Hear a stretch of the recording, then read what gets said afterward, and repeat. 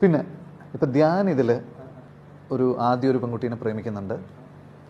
ആ പെൺകുട്ടി കഴിഞ്ഞിട്ട് വേറെ പെൺകുട്ടീനെ പ്രേമിക്കുന്നു, വേറെ പെൺകുട്ടീനെ പ്രേമിക്കുന്നു. ബേസിക്കലി കോഴിയായിട്ടാണ് അഭിനയിച്ചത്. അപ്പോൾ അത് ആത്മാംശം ഉണ്ടോ അതിൽ? അതോ പ്രേമല്ലേ അതിനകത്ത്? കോഴി എന്ന് പറയുന്ന വാക്കേ അറിയില്ല. ഞാൻ ബോംബെയിലായിരുന്നു.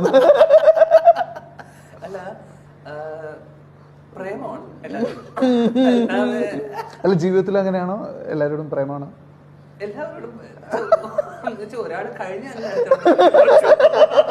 ഒരാൾ പെട്ടെന്ന് കഴിയോ? ആരെ depends? Come on, tell me. അല്ല, ഈ പടത്തില് ജെന്യൂൻ ആയിട്ടുള്ള കോഴിയാണ്.